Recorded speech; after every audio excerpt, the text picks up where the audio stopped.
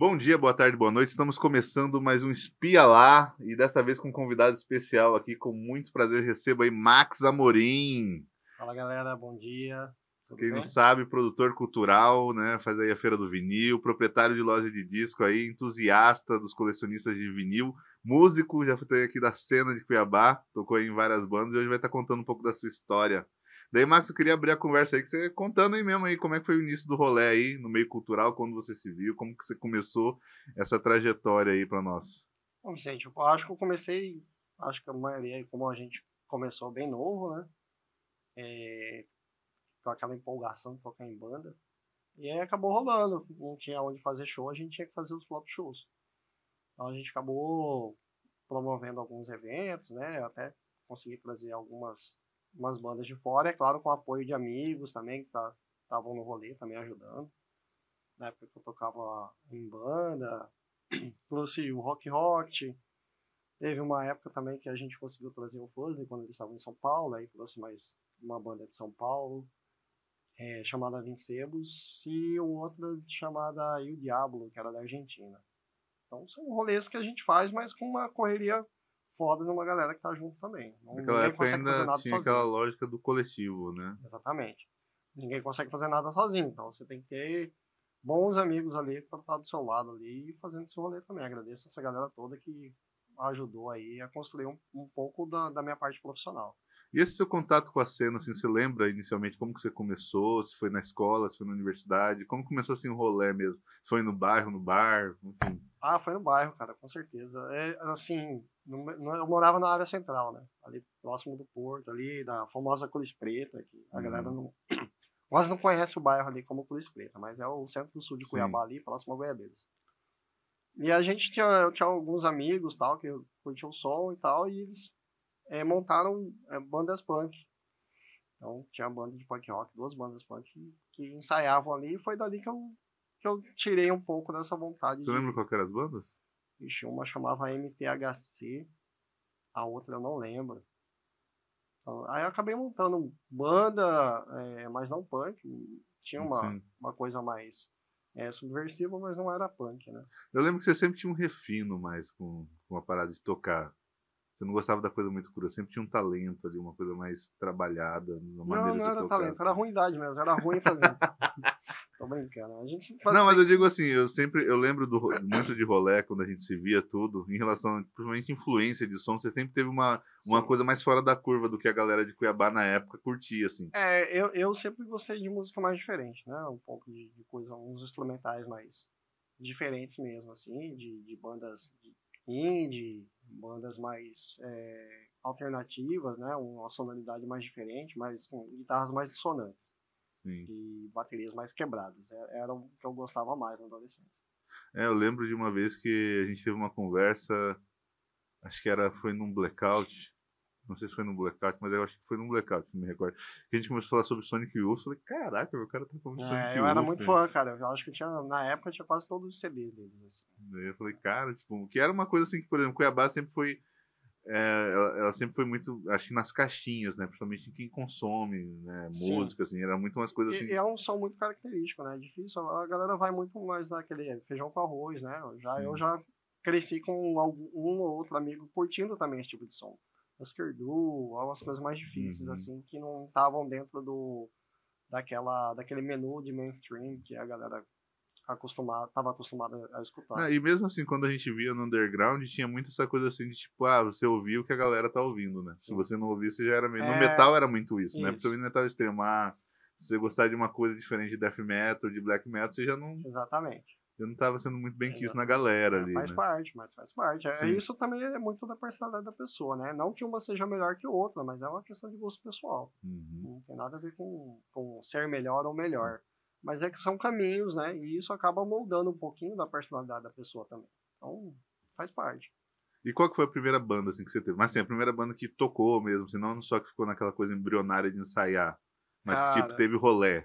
eu tive uma banda com uma amiga minha chamada, até hoje a gente é muito amigo, chamada Roberta, chamava Phaser.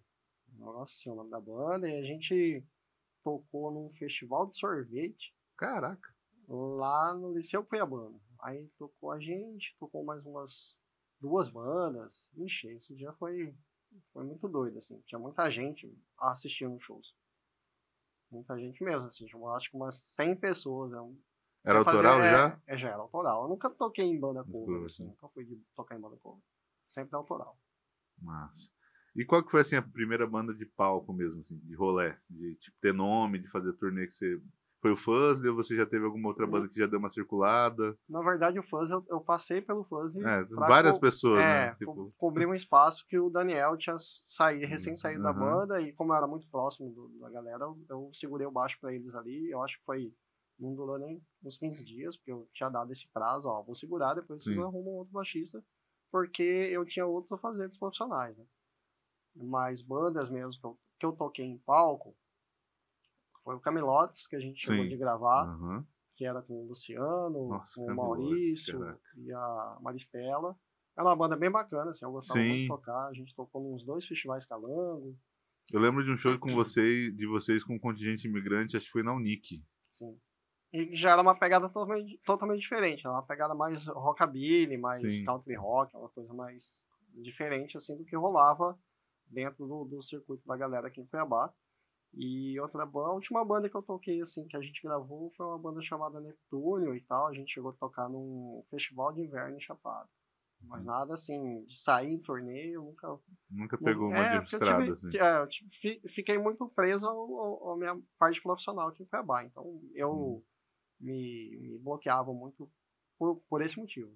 Você chegou a tocar na Punk Edição também, do Fabinho, né? Cheguei, essa foi a última banda que eu toquei. Chegou a gravar, Recentemente. não? Eu gravei, acho que o primeiro ou o segundo álbum com eles, assim, uma coisa meio acústica, que é com o Fabinho e o Renato Melon. Sim.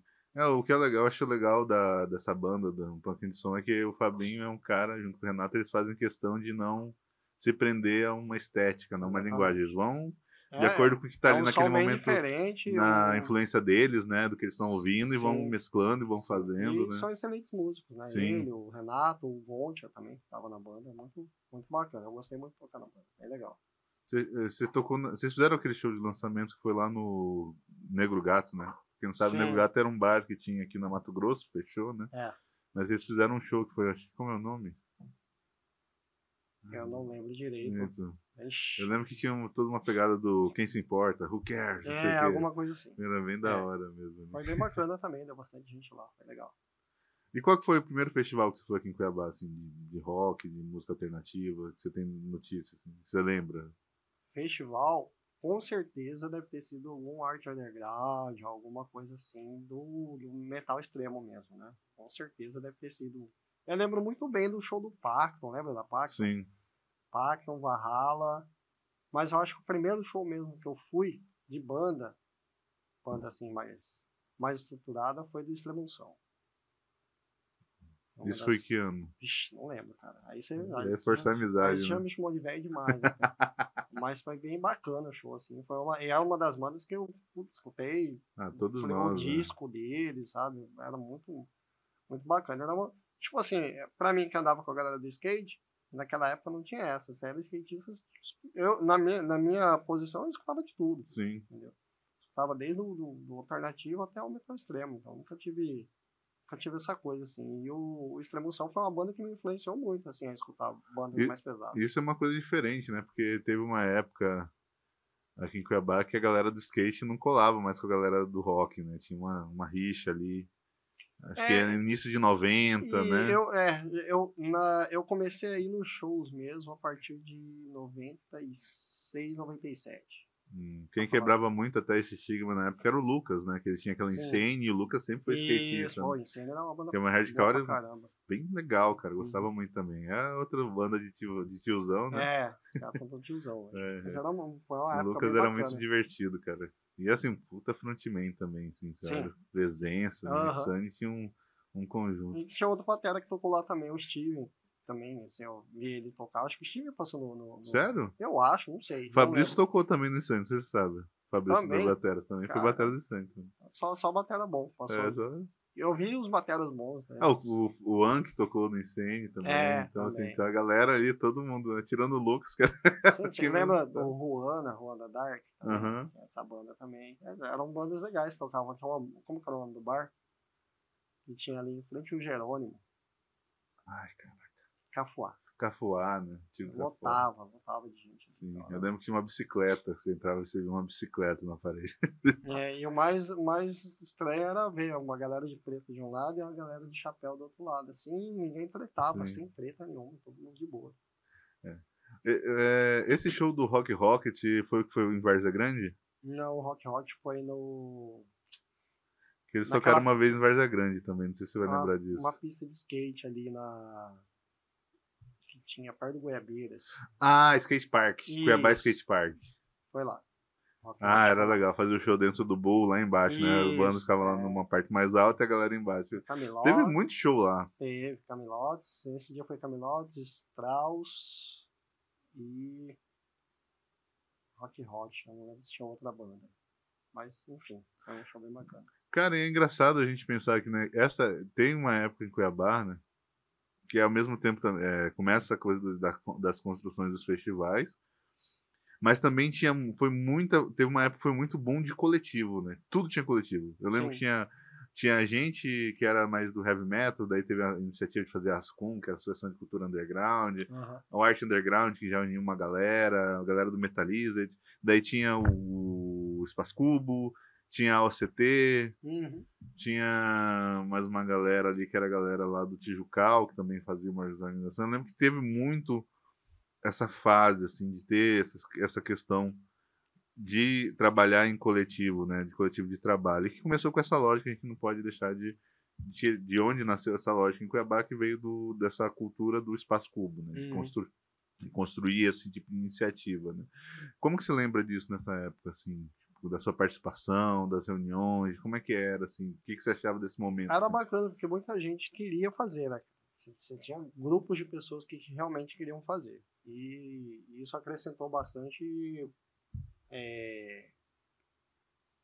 no sentido, o pessoal queria fazer uma coisa bacana e foi formando, cada grupo desse foi formando um público.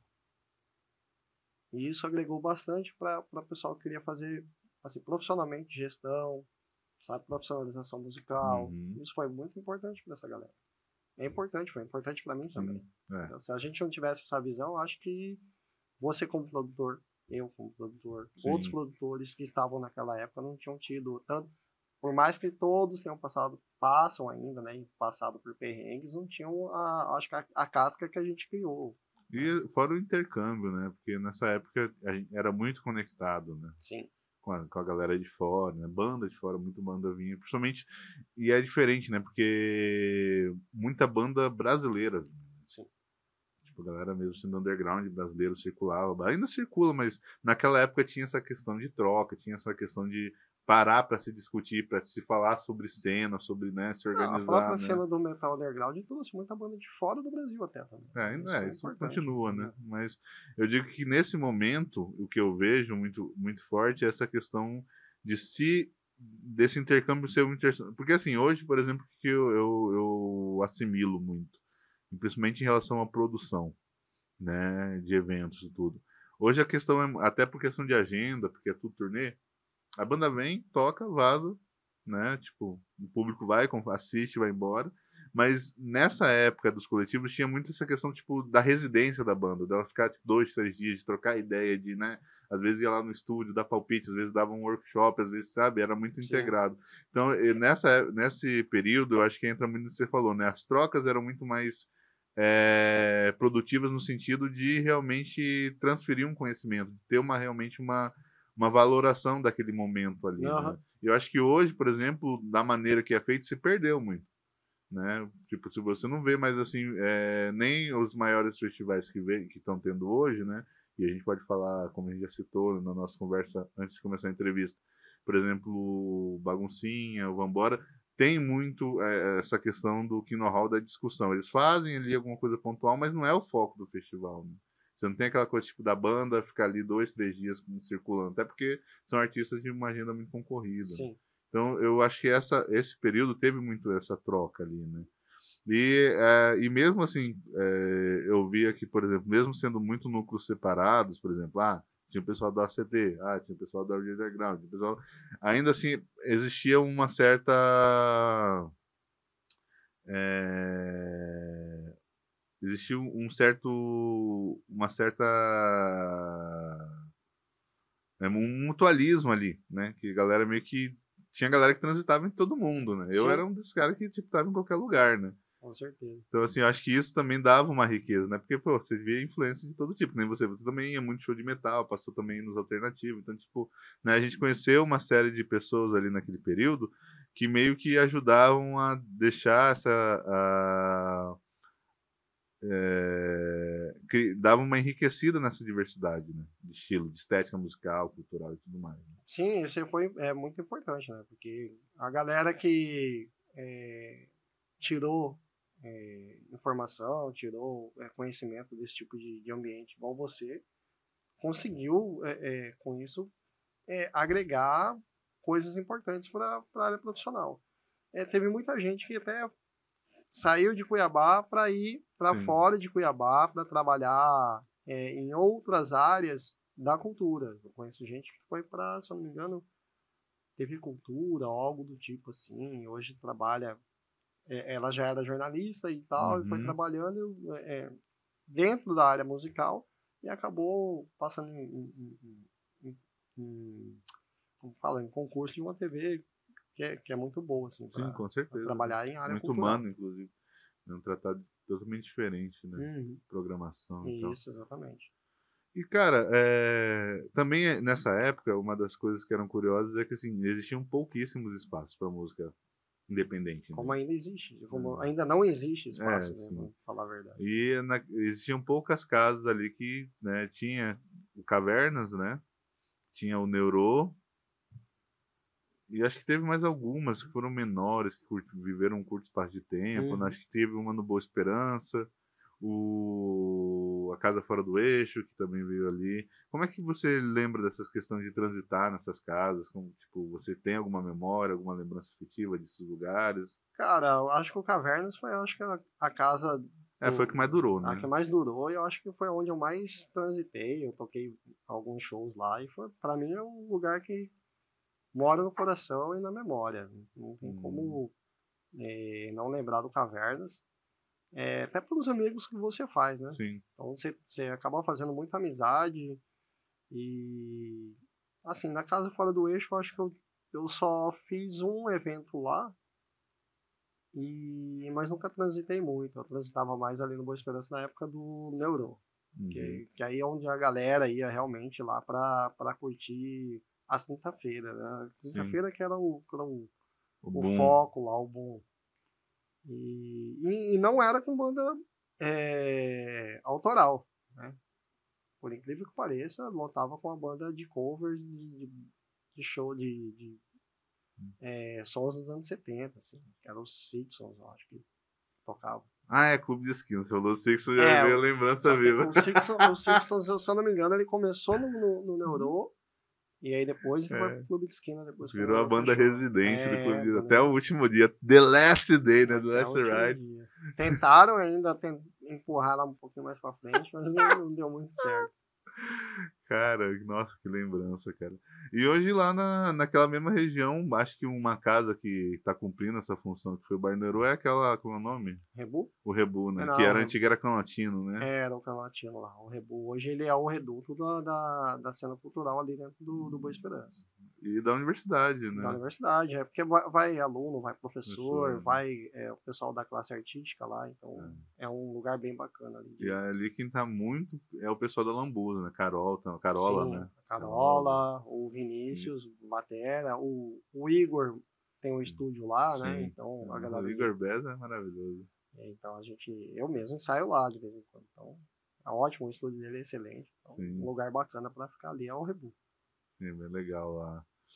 Né? A Carola é uma também dessa geração que é da nossa época que também conseguiu sair da caixa completamente, né? Sim, ela conseguiu construir Hum, várias facetas musicais, né? Ela tem o projeto, eu acredito, não sei se eu tô falando bobeira aqui também, mas ela tem o Calorosa, né? Que junta sim. uma cozinha foda pra caramba, acho que é ela, o Vinícius, De- aparece com o Ian, que toca o guitarra, Bruno, que e faz na percussão. isso, e o baixista é o Paulinho Nascimento, que tá Ai, tocando. não lembro. Enfim, É uma cozinha excepcional, Colorosa, e ela tem o trabalho solo dela, né? Sim. O trabalho solo dela, pelo menos um dos shows que eu vi, que ela tocou na loja sábado, mas aí tocou só ela e violão, era um show Uhum. mais intimista. Mas os shows da Carola era bem bacana também, tinha o Guto Krebs tocou com ela também. Acho que agora é outro guitarrista, se eu não me engano é o Ian. Não, eu Mas até conheço. a banda Calorosa é a que tá mais ascensão agora. É, e eu vejo, e assim, eu vejo que ela, junto com a Larissa, né, que é a esposa, eles meio que realmente que entraram nessa onda de não, vamos profissionalizar, vamos fazer o Exatamente, bagulho como tem que ser, como é feito fora, como, né, exatamente. como um produto mesmo, mas, né, sem perder a E eles identidade, né? tocam em festivais fora do Mato Grosso até. Sim. E isso é muito É, importante, porque leva, eles estão leva... levando a noite cuiabano lá pro Sim, né? Aham. Sim SP. Então estão fazendo umas coisas assim que eu acho que muito inédita, né? Tocaram no Forró da Lua Cheia, que é um festival muito grande, né? Sim, sim. Então, assim, eu sempre vejo ela que foi também uma dessas pessoas assim que realmente absorveu e soube dar continuidade sem perder o gás no sonho, né? Porque, Sim. cara, você sabe, a gente Não, sabe, é difícil, o cara. artista sofre pra caramba, né? Uhum. Ainda mais numa cidade onde você tem algumas relevâncias com relação à cultura do autoral, né? Então é importante que o artista não pare e que ele tenha essa consciência de resiliência e sempre Uhum. caminhar para vislumbrar mesmo novos áreas criativos mesmo. Sim. Isso é uma exigência até do mercado, né? Mercado Uhum. musical, assim, que o artista ele praticamente se reinvente, ainda mais no momento que a gente está, um momento de mercado fonográfico, onde toda semana é um artista novo. Então você tem uma música para o cara estourar. Se ele não estourar, tem 100 artistas para estourar com uma música. Tá, e agora vem aquela pergunta polêmica, já pegando esse gancho do mercado fonográfico. Você acha que as plataformas de streaming prejudicaram ou foram boas para a cena, para os artistas? Assim, como você vê essa questão hoje? Porque existe muita essa dualidade no discurso, né? Tem artista que odeia, fala que tem que acabar, que, né, acabou com a questão da liberdade do artista, de liberdade intelectual, de se trabalhar e tipo a remuneração é muito vaga, e tem também a galera que é do independente que fala, não, se não fosse essas plataformas, minha música não ia chegar para ninguém. Né? Como que Então, você aí vê, você? depende em qual ângulo de visão você tá. Primeiro que as plataformas de streaming pro artistas não, pro artista, qualquer artista, não tem remuneração alguma. Não, sim. Então, assim, se o artista é novo e quer ser reconhecido, quer ser lembrado, tá ali, beleza. Ninguém conhece ele, tá aqui meu link. Aí, beleza. Agora, para um artista reconhecido mesmo, tipo, igual a gente tem conhecidos de banda, banda até conhecida, Uhum. que reclamam. E isso é fato, entendeu? Não tem remuneração. Você pode até ser conhecido, mas você não é reconhecido, entendeu? A plataforma não te remunera. Ela não vai te remunerar. A não ser que você seja um cara muito grande, sei lá, tipo Michael Jackson da vida, sabe? Que você já tem a gravadora que a gravadora negociando seu lugar, né? Que a Exatamente. Sony vai lá e fala, ó, Isso. quero tanto Mas mesmo pra assim, a você. gravadora vai tirar um X em cima do É, artista, não é assim, todo do artista. Entendeu? Então isso é muito relativo. Se o cara quer ser conhecido ou se o cara quer ser reconhecido. Entendeu? Então, para artista novo, é interessante. Agora, para artista que tá já naquela metade ali, já, sabe, da montanha, tentando escalar para chegar no topo, tá ele mais, sei lá, 1 milhão de artistas junto. Entendeu? Então, é. você tem uma disseminação de informação muito alta em questão de números, em que o aplicativo te bombardeia o tempo todo com sugestões, e você acaba não focando no principal, que é bem diferente, né, de outros tipos de audição musical. É interessante? Interessante. Agora, como consumidor, é interessante o consumidor, ele consegue fazer pesquisa pra caramba ali. Uhum. Né? Clicou, digitou, estilo musical, sabe? Localidade. Tem todos os metadados ali que você pode pegar uma biblioteca, né, Exatamente. pra tá... O algoritmo ele vai te empurrar para onde for interessante. Aí vai do pesquisador, que no caso é o consumidor, encontrar coisas bacanas ali, né? Até se o cara quiser, eu quero uma banda de Cuiabá, vamos ver se tem, né, alguma banda de Cuiabá. O cara vai lá e fuça. Agora, se ele ficar fuçando só coisa de fora, né, vai dar coisa às vezes que ele nem quer. E você acha assim, por exemplo, você consegue, sei lá, a gente vai entrar nesse gancho daqui a pouco, porque o Max também ele é proprietário da Tia por Discos, que é uma loja de colecionismo, né, de discos, né, de música, de álbuns de música, né? E que é assim, a gente tem que falar que é muito diferente do que era uma loja de venda de CD nos inícios dos anos 2000, né? Tipo, eu falo para os meus amigos, né? Hoje em dia, vinil, colecionar vinil é que nem joia. É o mesmo tipo de público. Tipo, você tem que, né, ter um refino, Sim. né? A própria forma de se comercializar o produto é muito diferente do que era naquela época. Antigamente, né, chegava a distribuidora, botava os lotes de CD na loja, e a loja se vira, né? Exatamente. Faz o seu nome aí para vender, né? E eu acredito que dentro da Tia por Discos tem todo um projeto de processo de curadoria, vocês têm que avaliar se vale a pena ou não, né? Aquela coisa de o que vai vender, o que não vai vender, o que vai atender o mercado, o que é bom ter só para compor o que tem no estoque da loja, né? O que tem ali no showroom de vocês. Sim. E o que é realmente para comercial, que vai vender assim em larga escala. Então eu vejo que tem muitas essas diferenças. Mas antes da gente entrar nisso, aproveitando essa questão, falando das streaming, você tem dentro, como você tem essa questão de ser lojista, de vender um produto que é a música, né? Em um formato de álbum e tudo mais. E tem essa questão que a gente fala hoje sobre as plataformas de streaming, sobre a questão de acesso, mas que não dão nenhum tipo de remuneração para o artista. Mas você, na sua cabeça, você tem alguma coisa que poderia estar mesclando as duas coisas, assim, que poderia dar certo nesse meio, que poderia corrigir essa rota, por exemplo? Tipo, o que o artista hoje tem que fazer para não ficar só vendido para as plataformas de streaming, assim? Se você colocar na ponta do lápis, é melhor o artista, ele, como você disse mesmo, ele tem que ter produção. Então, ele tem que ter vários tipos de produtos. Eu acredito que o streaming, por exemplo, é só uma maneira dele divulgar o trabalho, porque ele não vai ter remuneração alguma. Entendeu? A remuneração é pífia. Tipo, não paga nada para ele. Se você for calcular em centavos, isso aí para ele durante um ano, ele vai ter que vender o que alguém do mainstream vende. Eu li uma matéria, acho que foi até na Rolling Stones, falando que curiosamente, a plataforma assim dessas mais conhecidas, populares de streaming, que paga mais ainda hoje é o YouTube. Sim. Mais do Ela é que as vídeo outras, também, né? Ela é né? vídeo, Então né? ela tem um peso diferenciado assim para entrega do conteúdo mesmo. Até porque ela tem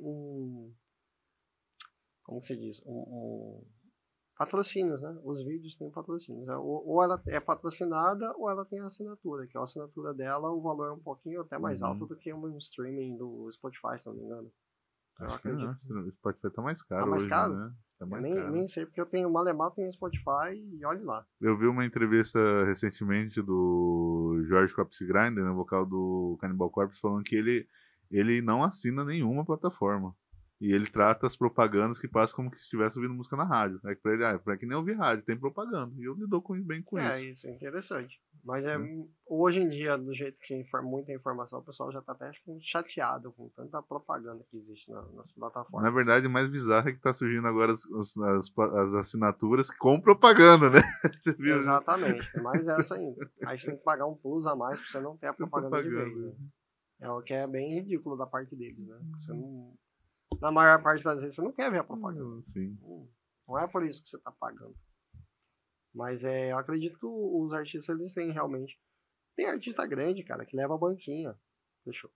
Sim. Entendeu? Vende camiseta, vende livro, vende os discos, CDs, vende todo tipo de produto para os fãs, né? Quem faz isso, eu lembrei agora. É um artista novo, cara. Não lembro agora se é a Marina Sena, alguém assim novo, desses novos artistas, entendeu? Que levam uma banquinha mesmo para os shows. Ah, vende muito, né? Com certeza, vende muito. É uma dupla de duas meninas que fazem isso. Inclusive elas fizeram até uma tiragem de discos de vinil que elas só iam vender nos shows dela. Aí os outros fãs ficaram putaços, assim, porque foi uma tiragem praticamente limitada, né? Sim. Aí quem não foi no show não conseguiu esse disco.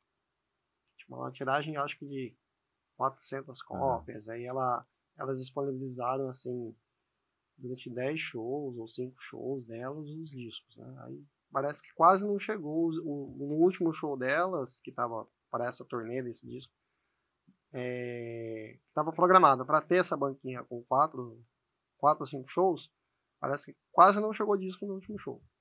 Caraca. Ela vendeu.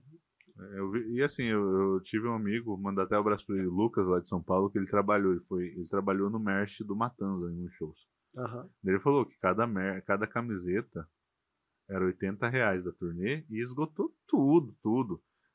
Só ele de comissão, ele tirou R$ 3.000. Então, tipo, se ele tirou R$ 3.000, quem diz quanto que a banda, a marca, faturou, né, em cima disso. Assim. É importante, é isso que eu falo, a banda não pode, o artista em si não pode pensar só em vender show ou vender CD. Uhum. CD hoje não se vende mais quase, né? Tem os colecionadores de CD, mas quase ninguém compra. Então, assim, a geração mais nova consome praticamente só streaming. Mas do colecionismo, o CD não é mais a mídia mais vendida, então? Eu acredito que não. Eu acredito que o vinil já passou. Já. É porque, querendo ou não, para você ter hoje uma entrega auditiva da música em CD, você tem que ter um equipamento muito bom. Sim. Né? Já não é o mesmo, não que não tenha que ter, né? Mas num disco de vinil você consegue ter uma entrega mais facilitada da qualidade sonora. Sim. Então, assim, por mais que o cara tenha um toca-discos bem simples, ou desses bem mais baratos, ele ainda consegue ter às vezes uma qualidade sonora de entrega de É aquela tal história, né? Você não pode comparar um sangue de boi com um pinote no ar, né? Os dois têm a mesma coisa ali, é vinho, mas... Exato. É que é muito digitalizado, né? Sim. Um é muito digital, o outro é mais orgânico, então é diferente a entrega de sonoridade. E o que eu particularmente, eu gosto do vinil porque assim, você pega um Get Food e é do tamanho de um pôster. Quando é duplo, então é loucura, né? Que você abre assim um bagulho assim tal, o encarte é gigante. Se você for comparar com conteúdo streaming, isso nem se compara, porque ali tem conteúdo, realmente tem informação. No streaming você vai lá clicando, você não tem todas as informações que vai ter no encarte de disco de vinil. E eu não sei se isso é uma coisa nova. Até o CD conseguir entregar melhores informações do que o streaming. Na verdade, hoje, quando você vê a questão da roupagem do CD, ele se aproximou muito mais do vinil do que antes, né? Porque hoje a maioria dos discos de CD ainda são digipack, né? O digipack ele é uma espécie de encarte de vinil, é a mesma lógica, né? Não é mais aquela questão de só de fazer naquela jewel case, né? Que era aquela case de plástico com os papéis, né? Então existe todo um preparo ali, né? Que é muito semelhante, eu vejo muito semelhante com o que é o vinil, né? E não sei se isso também existia. É uma informação que eu não tenho, né? Na década de 80, 90, mas hoje até a questão da composição do disco, né? Do disco mesmo de se ouvir é muito diferente, né? Você tem aqueles vinis que são splatter, que são os vinis coloridos, né? Agora eu vi que tem vinil até holográfico, que conforme ele gira, vai mudando as figurinhas. Então, assim, não sei se isso já tinha antigamente e a gente não tinha acesso, porque no Brasil as coisas chegavam muito defasado, ou se isso é uma coisa nova também, justamente para atender essa necessidade de entender, olha, isso aqui não é só um disco, isso é uma joia. Não, sim, né? Existe um valor agregado nesses ali. Novos materiais, né? Sim. Mas os discos coloridos, eles sempre existiram. Não assim, lá no início, é claro que era um padrão único, né? Mas eu acredito que sempre existiram. Eu já peguei umas prensagens de disco década de 70, década de 80, que já eram coloridos. Mas não com essa diversidade de cores que existe hoje, né? Porque acredito que até o material mudou. Sim. O material mudou. Em abril, o Michel, vou falar aqui agora, né? Era o Michel olha lá, hein? Revelações, hein? Bombásticas. Vai vir uma pessoa muito especial para Cuiabá, para a gente poder desmistificar um pouquinho dessa coisa da fabricação dos discos de vinil. Então, que legal. Aqui bacana. no Brasil tem quantas fábricas hoje? 3 ou 4 fábricas, se não me engano. Já é bastante, né? Porque... mas só que não acompanha a demanda. A demanda é muito maior. É muito maior. Porque hoje você tem clubes de assinatura. Esse clube de Explica assinatura. um pouco sobre isso, que aí eu realmente não O conheço. clube de assinatura é assim. É tipo Funciona, o wine da vida, como de vinho, cerveja. a Wine é um selo que É. distribui várias marcas. É. O selo, né? Por exemplo, a Polisson, que é o principal selo hoje no mercado, ela tem, ela é agregada à Deck Disc. Uhum. Então você tem a Polisson, que é a fábrica, que ela fabrica vários discos de vinil. E tem a Vinil Brasil também, que é uma fábrica e selo de discos de vinil. Então você tem os clubes de assinatura, onde você tem os selos, por exemplo, a Noise Record Club. A Noise, ela lança tanto artistas novos, como ela também faz relançamento de discos antigos. Acho que o último lançamento agora de impacto que ela teve foi A Procura da Batida Perfeita, do Marcelo D2. Uhum. Então ela lançou, se eu salvo engano, se eu não estiver enganado, a fabricação dos discos da Noise é pela Polisson. Então você tem uma demanda. Ela vai como label mesmo, só. Isso. Você tem uma demanda muito grande de solicitação de assinaturas, fora as vendas avulsas. Então, parte da produção na fábrica já fica alocada para aquele selo, entendeu? Então, os clubes de assinatura hoje funcionam dessa maneira. Tem X, já tem a meta dela para bater durante o ano, eu posso junto à fábrica, e isso faz com que a fábrica fique um pouco sobrecarregada. Eu acredito que é uma reclamação do pessoal, que a nós esteja um pouquinho. Eu vejo isso o pessoal reclamando muito. Por causa também da pandemia, né? Eles tiveram a pandemia, tiveram que parar um pouco a fabricação, e aí houve um atraso na entrega dos discos. Entendeu? Mas isso também é de acordo com a demanda. Então, você tem os pedidos, né? Eu acredito, eu posso estar muito errado, tá? Posso estar falando coisa errada, mas eu acredito que a fábrica tem os pedidos dela, e aí agregado ao pedido dos selos, né, de assinatura, possa gerar um pouquinho de sobrecarga na entrega do material para os consumidores. Você já chegou a visitar a fábrica alguma vez? Chegou Já aí? recentemente, em agosto de 2024, eu visitei uma fábrica. Deve ser uma loucura, né? Coisa mais linda. Loucura não é coisa linda. Você vê o disco sendo cortado, sabe? As primeiro faixas, é uma pasta também, né? Tipo uma... Não, você vê o disco sendo... a master sendo feita, né? Fazendo os cortes das músicas, o profissional fazendo A master ainda é um calibragem. disco metal, uma coisa assim? Se não me engano, ele é riscado primeiro num plástico, e esse plástico ganha um banho de prata. Por isso que até a questão que quando fala o disco de ouro, essas coisas, geralmente era o disco da master, que era enquadrado, né? Isso. Aí que ali era dourado e tal. Isso. Do banho de prata, ele vai para a parte de finalização que daí é replicação. Isso. Que é a coisa mais linda. E uma fábrica hoje no Brasil, mais ou menos, aí é uma pergunta muito técnica, mas ela produz quantos discos, assim, em média, numa tiragem? Depende da fábrica. Por exemplo, você tem fábrica de grande escala e você tem fábricas... essa que eu visitei mesmo, ela é mais dedicada. Entendeu? Se eu quiser, por exemplo, pensar um compacto lá, eu consigo. É claro que ela tem a demanda de entrega, o prazo de entrega. Ela também cuida da parte burocrática, que é a parte das licenças e tal. Eles também têm esse outro setor. E fora que ainda tem a questão da parte gráfica, que é uma outra arte diferente, né? Que é fazer diagramação, fazer a capa do disco, né? Produzir, né? Disco, né? Vai ser disco duplo, vai ser capa dupla, vai vir encarte, vai vir posto, né? Tudo isso, né? Tem toda essa roupagem que daí já é um outro setor criativo que deve estar envolvido com a fábrica ali fazendo, né? Sim. E também demanda um carinho ali muito grande, né? Com certeza. Você tem que ter vários profissionais ligados. Tem que ter o jurídico ligado, que é a parte de licenças. Tem que ter a parte de comercial, que... Eles têm, principalmente essa que eu visitei, eles têm uma curadoria muito, muito robusta, né? Ele fala assim, se eu chegar... Não, peraí, não é assim, chegar aqui, pagou, levou. Primeiro eu quero ver seu conteúdo, porque não vai sair daqui coisa... Ele mencionou, eu não quero que saia daqui coisa com uma qualidade ruim, que vá falar lá na frente que, por exemplo, que foi feito aqui, entendeu? Então, existe muito essa mística, né? Com relação à qualidade da masterização, a qualidade da produção musical mesmo em estúdio para entrega para o cara fazer o corte das faixas ali para virar o disco. Que louco, cara.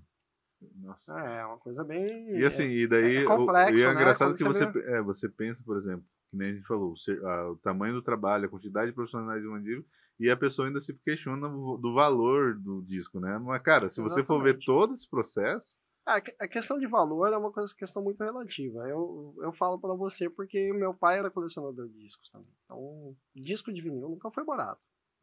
nunca foi. Se alguém falar que foi barato é porque pegou na época da baixa que o Brasil deixou de ter a fabricação de disco de vinil. Sim. Enquanto o resto E que do o mundo... CD foi uma crescente, né? Isso, uma coisa bem... Já tinha a obsolência dele, Programado, já né? estava Que nem a fita programado. tape, né? Exatamente. Mas só que você vê até artistas hoje fabricando até a fita tape. Sim. Lançando fita tape. Mas assim, no Brasil teve essa coisa do apagão do disco de vinil, mas no resto do mundo continuou. Então foi uma coisa bem de, eu acredito que lobby em cima da indústria fonográfica para empurrar os CDs no consumidor. Não, até porque se a gente for pensar mesmo nessa lógica, que nem tipo, se você pega as grandes major, a Sony, ela produziu CD e produziu toque CD. Então pra ela era interessante que, né, tira isso aqui e bota isso aqui pra mim. Exatamente. Fazer meu rolê, né, vender mais. Então tipo, tem muito essa lógica também, né. Mas assim, nunca foi barato o disco de vinil. Nunca foi barato. E não adianta a gente, o disco é caro. Sim, o disco é caro. Alguns discos não se fabricam mais. Alguns discos não são mais prensados.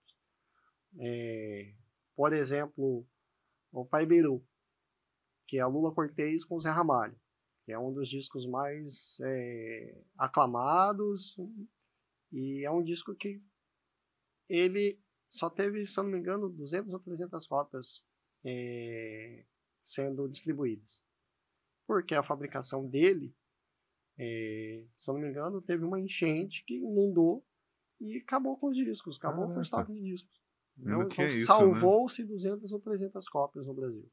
É um disco que é muito valioso. Aí se a pessoa falar assim, pô, mas esse disco é muito caro. Sim, ele é muito caro, porque só tem 200 ou 300 cópias. Você consegue comprar hoje uma cópia dele?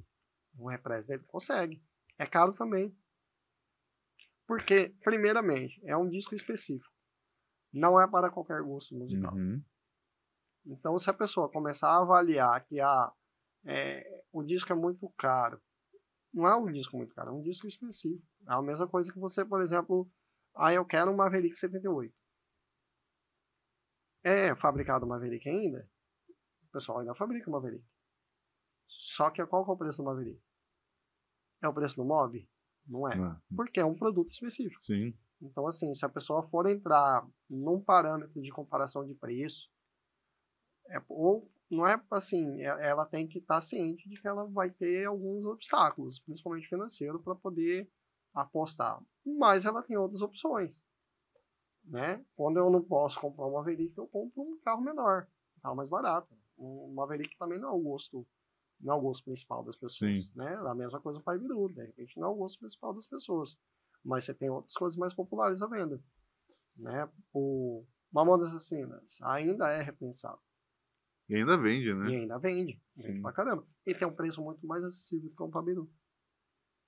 Então vai muito do gosto musical. Entendeu? Se a pessoa quer um produto específico, ela infelizmente ela vai ter que dispor um pouquinho de coisa financeira aí. E é interessante você pensar que esses materiais que são, digamos assim, mais nichados, ou até mesmo mais raros, eles ganham muita proporção depois que eles começam a cair no gosto dos colecionadores gringos, né? A gente que acompanha essas plataformas de colecionador tipo Discogs, né? Sim. Tipo, a gente vê que existe muito essa questão de, por exemplo, tem muito disco de bandas nacionais, discos brasileiros que estão sendo muito mais hoje, você encontra muito mais na mão dos gringos do que aqui. Mas porque o brasileiro não faz essa valorização do próprio produto cultural dele. Aí eu vou entrar naquela coisa tem gente que vai grilar do que eu vou falar, mas é a síndrome do vira-lata. Entendeu? O cara escuta muito mais música gringa do que música nacional. Eu lembro de uma entrevista, acho que foi do Arnaldo Batista, que ele falou que o Mutantes, ele voltou pra mídia depois que o Kurt Cobain falou que eu gostava de Mutantes. Exato. Né? Tipo, o cara vir de fora, e daí ele foi redescoberto por uma geração ali que não... Sérgio Mendes, por exemplo. Sérgio Mendes era muito valorizado fora do Brasil. Ou há quanto tempo nos Estados Unidos? Sabe? E ele que levou a bossa para lá. Ele que popularizou praticamente a bossa nova e o samba brasileiro nos Estados Unidos. Faleceu recentemente. Aí, de repente, todo mundo começa a... Cadê os discos do Sérgio Mendes? Pô, é um cara que tem uma música sensacional. A produção musical dele é muito foda nos discos. Mas é muito daquela coisa. O gringo valoriza porque é uma coisa bacana e o brasileiro às vezes desdenha porque está consumindo o que o gringo está empurrando. Entendeu? Então aí, o disco é caro. Sim, tornou-se caro porque o gringo valorizou. Agora acabou aquele nível de cópias que tinha, agora não tem tanto disponível. É a questão da demanda e oferta também. É muita coisa disso. Uma loucura. E agora vamos voltar um pouco lá atrás, para contar pra gente aqui como é que foi esse começo, tipo, quando você teve esse start, cara, eu vou ter uma loja de discos. Que pra mim, loja de discos, vou te falar, é muito caro, porque, tipo, meu sonho era ter, o meu sonho de infância era ter uma loja de quadrinhos, cara. Sério? Daquele Legal. formato americano, assim, de ter essas edições antigas, de ter, né, os graphic novels, assim. É um sonho que nunca se realizou, obviamente. Que legal, mas pode né, não dar tarde pra nada, né? Tá sempre... Tipo, até tem algumas coleções minhas particulares de graphic novel, todos encadernadão, bonitão. Mas assim, eu tinha isso, e eu vejo essa questão da loja de discos tem muito essa cara. Como começou isso, bicho? Cara, então, eu fazia parte da organização da Feira do Vinil, né? E aí a Feira do Vinil é antes da loja? É antes da loja. Que louco. E eu tinha alguns discos, né? Eu colecionava discos. Eu comecei a fazer parte da gestão da feira, né? Organizar a feira nasceu quando? 2015. Era uma outra pessoa que organizava essa feira. E aí, a partir disso... Mas então, assim, nessa época de 2015 já existia um conhecimento que havia colecionadores de vinil em Cuiabá. Já existia encontro de colecionadores e oportunidade de troca e venda. Entendeu? Eu agradeço muito ao Sansão, cara. O Sansão da loja foi um cara que influenciou pra caramba, assim, com relação não só à loja, mas também com relação a conhecimento de discos de vinil, né? Eu cresci no Bazar do Livro praticamente. Sim. Todos os CDs que eu comprava eram todos praticamente do Bazar, porque os CDs naquela época eram muito caros. Você comprava um CD pra mim sempre foi, né? 50, 40, 60 reais. Naquela época era muito dinheiro. E, cara, nesse início dos anos 2000, já que você falou do Bazar do Livro, era uma época que eu lembro que tinha muito sebo em Cuiabá. Tinha Bazar, tinha o Sebicia, né, que você falou. Sim. Tinha alguns sebos ali na região do centro, tinha um que ficava ali na Boa Esperança também. Tinha o próprio... o Sodré que fazia lá na UFMT, de livros, né? Livros, né? Então tinha muito... esses sebos, né? E foi uma coisa que acho que com a internet, né, com as vendas digitais, foi se perdendo, né? Acho que Bazar é a única que continua hoje, né? Ah, não, tem Raro Ruído. Ruído, e Bazar, o Chapeleiro, né? O Chapeleiro e o Roxia. E o Roxia também. Então, assim, é importante que tenha esses sebos, né? É super importante, porque o que eu não tenho, o outro vai ter. Sim. E eu acho que a feira de vinil, ela veio muito a contribuir com o surgimento desse mercado, entendeu? Porque, querendo ou não, é uma feira que ela circula muita gente. E o que ela não encontra na feira, ela vai procurar em todos os sebos. Ela compra uma lacuna, né? Todos os sebos são convidados a participar da feira. Inclusive, a gente faz as inscrições para a feira, ela é feita é a abertura no Instagram da feira. Sim. Inscrições abertas a todos. Inclusive tá aberto agora, né? Para quem depois a gente vai falar aqui do Instagram do pessoal, eles já estão com inscrições abertas para quem quer participar da feira do vinil esse ano. Isso. Aí, a partir da feira surgiu a ideia de ter a gente precisava de material para venda, porque a gente tinha colecionadores, mas não tinha lojistas dentro da feira que faziam essa entrega de discos de vinil ali, ou essa amostragem de discos de vinil. Então, a partir disso, aí eu conheci a Priscila, e aí a gente teve a ideia de montar alguma coisa em relação Então quer dizer que o casamento de vocês nasceu na feira do vinil, mais ou menos? Não, ali. Na verdade a gente já se conhecia, né? Ah, sim, mas digamos assim, estreitaram laços ali. Profissionais ali. Os vários Entendi. profissionais foram selecionados ali e a gente recebeu uma proposta para comprar um acervo bem grande, tinha quase 2.500 discos. E aí a gente comprou esse negócio e, cara, foi complicado, porque a gente chegar. Eu moro num apartamento. Uhum. E aí ela falou: vamos levar pra casa lá onde eu moro. E a casa onde ela mora era a casa da avó. A hora que a gente chegou e a avó olha, o que vocês vão fazer com esse monte de coisa velha, que não sei o que, aquela coisa que o pessoal não acredita, Sim. né? Mas estavam bem conservados, bem condicionados esse acervo ou não? Não, não. Foi bem assim na Não, compra cegas, na loucura, a né? gente chegou, eu lembro até hoje, era de noite, tava chovendo, e o lugar era tipo uma despensa no fundo da É casa. sempre umas histórias assim, né? Abre só uma E- porta, mostra, tá aqui, ó. Isso, o cara falou assim, leva porque eu preciso reformar esse cômodo aqui, que eu preciso fazer um quarto aqui, barará, cair. Tipo assim, era um quarto com aquelas telhas Eternite, que fala, e chovendo, não tinha forro, você vê que tinha goteira, um pouco de goteira no quarto, e os discos estavam todos amarrados em facho. Os montes, uns não estavam em pé, eles estavam assim em cima do outro, Nossa, e amarrados. Assim. isso aí Uma já fita pra tirou um cá, monte empenado, assim. e amarrado. Eu olhei aquilo e falei, cara, mas me deu uma dor de coração enorme, assim. Eu falei, cara, não existe isso aqui, vamos levar, né? A gente começou a carregar, a gente fez 2 viagens carregando isso. Foi no carro? Em 2 carros. Ah. E Mas deu pra salvar muita coisa? deu salvar muita coisa. Tinha muita coisa rara ali, mas que assim, tava Zoado, né? zoada por causa da conservação. E os fachos, os feixes, ou fachos, sei lá, do disco, dava um em cima do outro, assim, né? Nossa, num calor gostoso de Cuiabá ali. E Você pegava um disco que ele tava. tinha vários empenados, tinha vários quebrados, enfim. O mais trabalhoso foi limpar tudo aquilo ali. A gente passou, Fora alergia, né? De ácaro, de poeira. passou quase 90 dias limpando. A gente não tinha ainda móveis apropriados, né? A gente teve que deixar tudo no chão do cômodo da casa, assim. E a gente foi limpando aos poucos, mão ficava imunda. É o nascimento da Tia por Discos ali, então.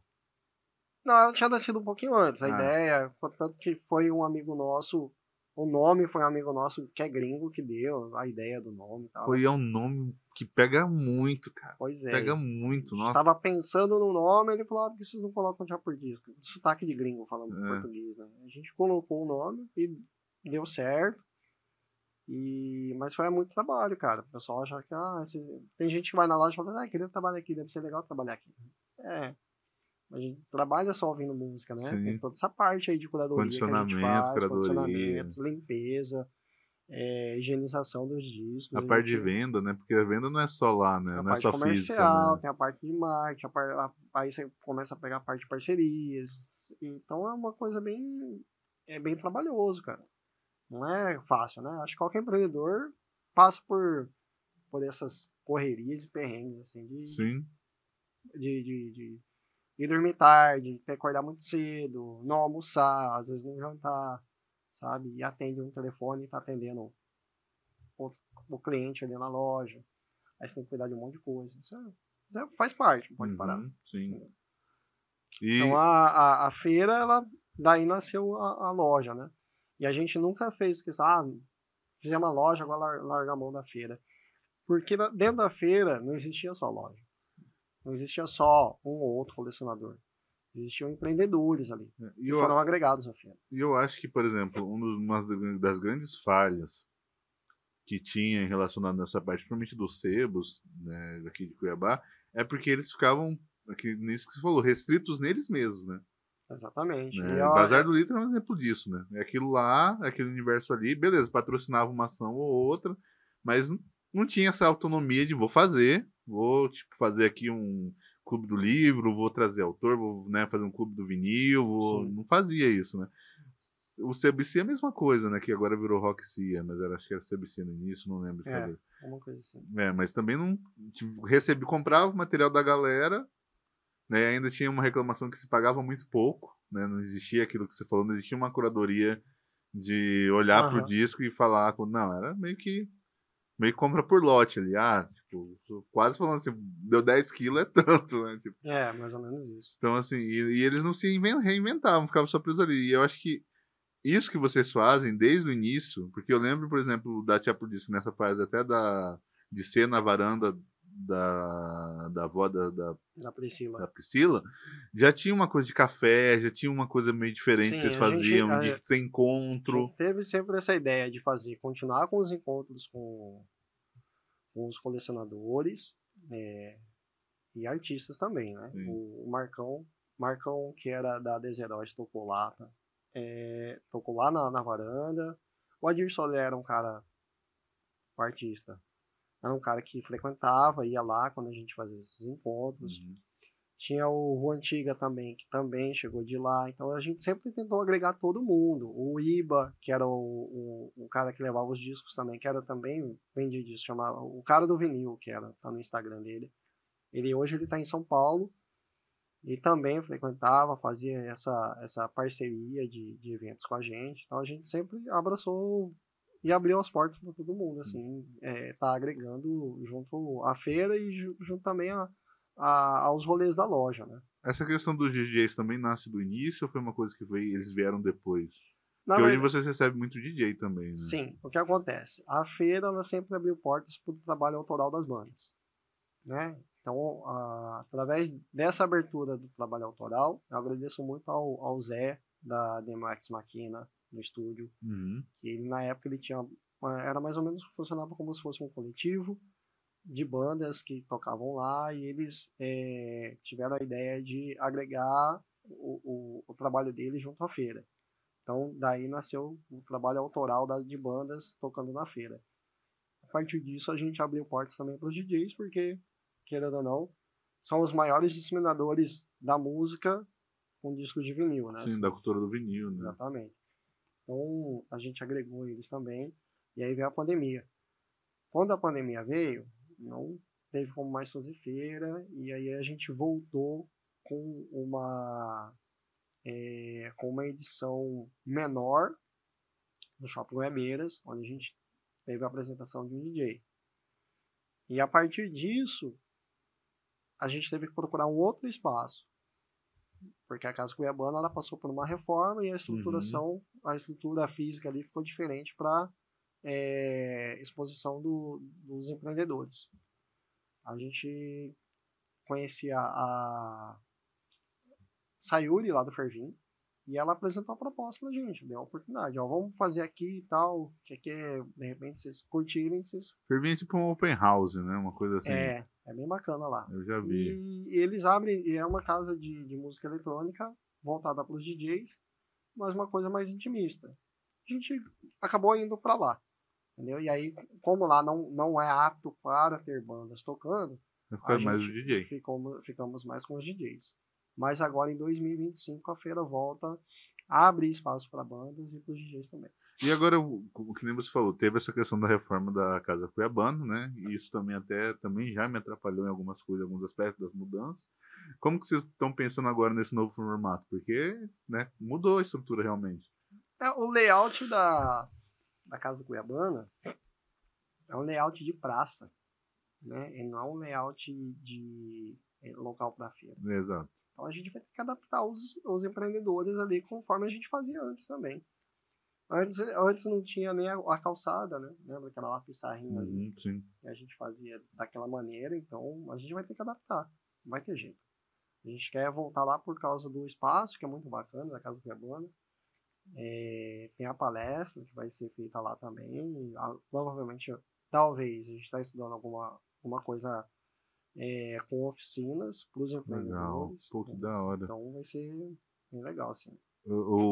Essa galera que vai vir falar da produção do vinil vai vir nos eventos já da feira, né? Já Nessas feira. palestras aí. Que legal, é oportunidade.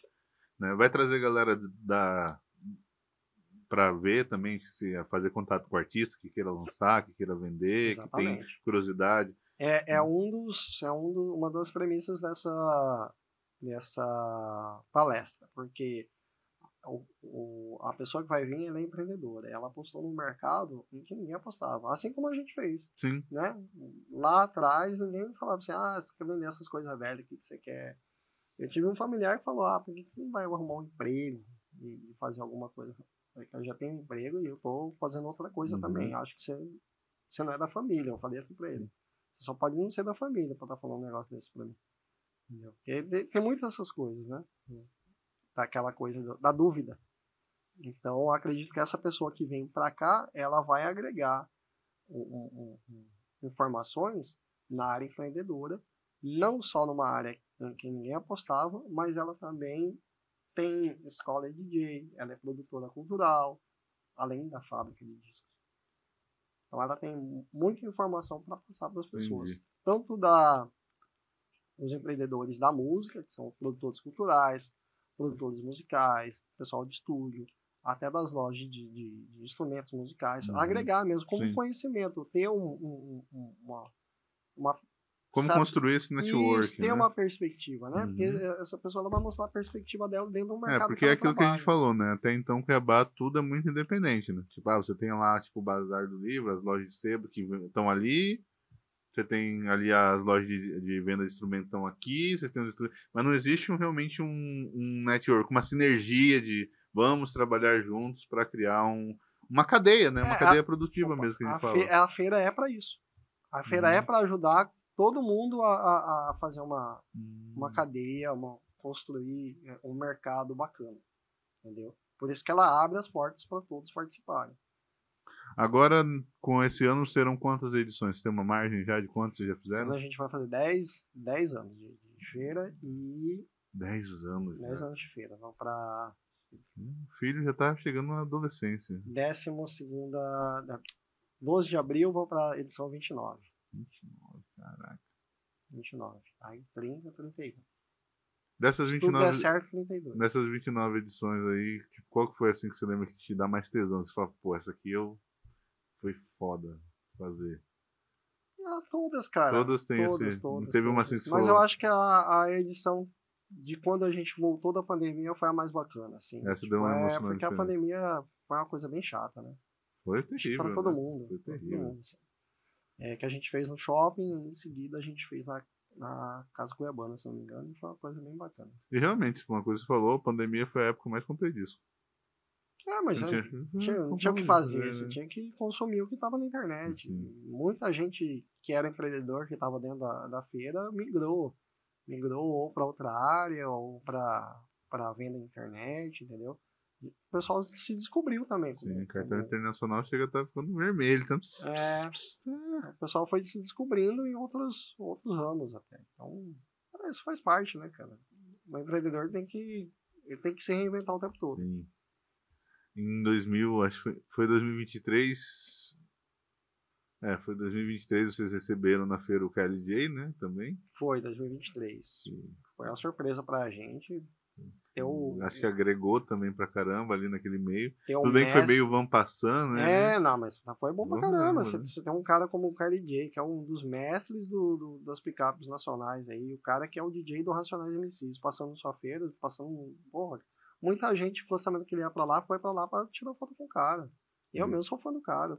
Quem não for fã desse cara aí, que gosta de vinil, esquece, irmão. Você não gosta de vinil, porque o cara é o cara da track, né? O cara da track. Então, não tem como você falar que o cara não é bom. Sim. Quem falar que o cara não é bom é porque não conhece. Então, um cara que agregou muito, assim, pra feira, né? Em si, assim. A galera curtiu pra caramba, assim. Saiu e ficou super feliz. Ele apareceu lá. Ela é fã dele também, então. Muitos DJs foram lá pra ver ele e tal. Foi bem bacana. Isso é massa, né? Essa questão do intercâmbio que a gente fala de novo. Acredito que para essa edição, como que vocês conseguiram essa questão do patrocínio do Estado, né? E vai conseguir também trazer gente de fora. Acho que vai dar esse plus também pra galera. É importante até agradecer eles. Né? A gente vai falar daqui a pouco também. Antes de agradecer, eu quero que você conte a guerra, né? Como é que foi essa trajetória de até conseguir o edital, né? Como que foi essa construção? Como é que foi isso? Tipo, vocês estão pelo Viver Cultura? Se não me engano, Viver Cultura, né? E aí, como é que foi isso? Como é que foi dessa situação de nunca ter sido... Não, feiras criativas. Feiras criativas? Feira de economia criativa. É da MT Criativo. Isso, MT Criativo. Daí, como é que foi isso de ser um produto, um evento, né? uma organização autônoma, independente, que nunca tinha recebido esse tipo de apoio, e agora essa caminhada para chegar nessa condição de ter realmente um aporte do poder público, um aporte financeiro, né, que permita aí você fazer né, assim, deixando claro, né, não é permitindo eles a fazer, porque eles já fariam de qualquer maneira, mas permitindo vocês fazerem melhor, digamos assim, né? Na verdade, é muito bom porque apoia quem faz, né? Não tenta tomar o lugar de quem Não faz. Isso exato. é muito importante ressaltar. E construir um projeto como esse não é fácil. A gente vai para 10 anos. E escrever esse projeto e botar dentro do molde E 10 anos de história em 10 ainda, anos né? de história é complicado, porque eu não participei de editais da CECEL, e você tem que botar ali tudo que você precisa, planejamento, você fala, cara, eu tô acostumado a fazer de outra maneira, né? Maneira mais Sim. assim, tipo, mas vai na correria, por mais que você tenha as coisas planilhadas, você vai, deixa as coisas. Mas agora é um outro formato, você tem que deixar da maneira como a maneira como eles trabalham, né? Como o Estado vê, né? Como o Estado vê. Então, não é fácil. Para quem eu nunca tinha participado e não escrevi, não tinha escrito em nenhum edital assim, foi bem trabalhoso e estressante, né? Você vai escrevendo coisas, você fala, cara, tá errado, aí você vai e volta. Mas é muito gratificante ter Busca esse. orçamento, às vezes o cara não manda orçamento. Às vezes você vai trabalhar com a equipe não tem portfólio, porque está acostumado a trabalhar. é, é, os profissionais, não todos, né? Eu não vou falar todos, mas você tem essa dificuldade às vezes, os artistas, de terem essa parte de gestão da própria carreira, Sim. de ter um cartão de visita e ter um portfólio. Eu mesmo não Ah, tinha, de eu ter um tive que fazer o PJ, meu. né? Eu não tinha, eu tive que fazer o meu. Então, PJ, a maioria não Não é tem. PJ. Né? E nós dois que viemos dessa cultura do it yourself, não tinha muito isso também, Não. porque até então a perspectiva era que isso nem era considerado, como você falou, nem era considerado trabalho. Então Exatamente. a gente não tinha nem caminhos para se formalizar, a gente não era nem visto como trabalhador nessa época, né? E a gente também não consegue enxergar perspectivas, né? Sim. Que é uma coisa que talvez falte para o artista enxergar essas perspectivas, né? A maioria dos artistas não sabe como escrever um projeto. Então ela vai precisar, quase que obrigatoriamente, até um gestor ou um produtor cultural para ajudar ela a escrever esse projeto. É o papel do produtor cultural também. Sim. Entendeu? Tá junto dos artistas, auxiliar, fazer essa parte de gestão de carreira deles e tal. E ainda tinha essa coisa que você falou, né? Porque até por muito tempo se criou muito esse estigma de que, tipo, se eu levar o projeto para o Estado, outra pessoa vai pegar minha ideia e vai fazer e eu não vou ser beneficiado da mesma forma. Então, eu vou estar dando minha ideia para outra pessoa. Tinha, né? Porque a gente veio desse processo, né? Veio desse processo que Isso. apenas alguns grupos, antigamente, isso, né, lá para os anos 2000, 20 anos atrás, mas teve uma época que apenas alguns grupos eram beneficiados com recursos de E cultura. geralmente os recursos, as ideias eram ideias que tinham já sido estavam em em execução, né? andamento, e, enfim, a gente não pode afirmar, mas já É, era a desconfiança maior, era isso. Pô, é, mas o cara já fazia isso aí, como que isso aí tá fazendo né? isso Já agora? estava no inconsciente coletivo, né? É, Então a gente então. tinha muito isso. Né? Mas e aí, essa é a primeira vez que você pega recurso, não? Público, assim? De prestar conta, de fazer, Sim, é a formalizar? primeira vez que a gente está trabalhando com recursos. A gente trabalhava com apoios antes, né? São Isso. apoios institucionais que são um pouquinho diferentes. Uhum. Mas para a conquista desse recurso, você tem que trabalhar pra caramba também. Tem uma dor de cabeça, É. né? Não é, a gente tá, igual eu falei, a gente tá indo dormir 10 da noite. Entendeu? É mais trabalhoso porque você tá agora tendo que prestar contas. Sim. Até porque, né, tem essa lógica, né? O dinheiro do Estado, de um edital, ele não é seu, você só é detentor de dinheiro público. Exatamente. E Né? isso é mais perigoso. Mais perigoso ainda. Porque pode te queimar e pode Na queimar verdade, o seu é produto. o que eu sempre falo, né? Você vai ser o que menos ganha com isso e que Exatamente. vai ter mais responsabilidade.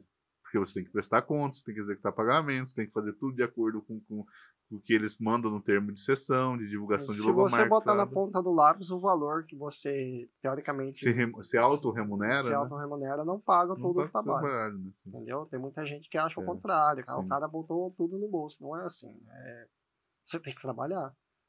Agora você não trabalha para você, agora você presta contas. Você tem um Exatamente. cronograma, você tem 5, 10, 15 planilhas do seu trabalho, você tem um monte de documento que você tem que assinar, sabe? Sim, tem um fiscal que vai te cobrar se tá tudo de acordo, né? Tem todas essas Exatamente. questões Não é só aí. entregar de qualquer jeito. Então, Uhum. o pessoal tem que ter um pouquinho de ciência nesse momento aí na hora de julgar, né? Antigamente não se tinha tanta burocracia e nem tanto, acho que tanta fiscalização como eu acho que tem hoje, assim, para esse tipo de... Que eu acho até interessante. Eu acho que Não, tem mas que tem ter que ter, mesmo. né? Porque justamente é dinheiro público, né? É dinheiro público e se você não der um limite, as pessoas às vezes não E qual que vão... foi o principal ganho que você acha que esse recurso trouxe para o projeto de vocês? Tipo, foi o intercâmbio de estar trazendo alguém de fora, foi a estrutura que, que vai ser melhor? Qual que foi o principal ganho que você vê? Ó, com esse aqui, isso aqui não aconteceria se não fosse o Estado. Nesse eu sentido. acredito que é tudo isso que você disse, entendeu? Agora você tem a possibilidade de trazer um profissional para vir dar a perspectiva dele de mercado, você tem a perspectiva também, a possibilidade, né, de prospecção de parceiros, ou parceiros que não estavam junto ao projeto até então, além de você poder dar uma estrutura melhor, né? Fazer poder manejar recurso para profissionais que antes não faziam parte do projeto. Então você tem essa possibilidade. Então, coisas que agora você consegue fazer uma gestão melhor dos recursos sem ter que ficar tirando leite de pedra igual a gente fazia. E sem ter que muitas vezes tirar do bolso, né? É o que acontece quase sempre. Acho que das 28, acho que teve uma ou duas só que não teve esse tipo de problemática, assim, tirar, cobrir um pouquinho que vai faltar. Que daí você bota lá e fala, não, isso é investimento, né? Sempre é na lógica, não, tô investindo aqui porque vai pegar na minha loja, né? Exatamente. Porque você não pode deixar de pagar um profissional que está envolvido. Entendeu? E agora voltando um pouco à questão do Atear por Discos, além da questão da Feira do Vinil, vocês também apoiam muito outros eventos que estão rolando aqui no cenário, né? Pelo menos de Cuiabá, não sei se você já tem essa prática fora do estado ou em outras cidades, mas eu vejo vocês apoiando muito, assim. Como é que funciona essa mecânica aí desses apoios que vocês fazem? Já é uma demanda que vem desses próprios festivais que eles te procuram? Olha, quero botar vocês aqui. Na verdade, a Tia por Discos, ela sempre teve esse viés de fazer o apoio à cultura e apoio a outros projetos, né? Por exemplo, a gente já fez, a Tia por Discos já participou várias vezes das noites do Malcolm, né? O Malcolm era um parceiro muito bacana que a gente tem. A gente participou em 2024 de eventos na SUMAC.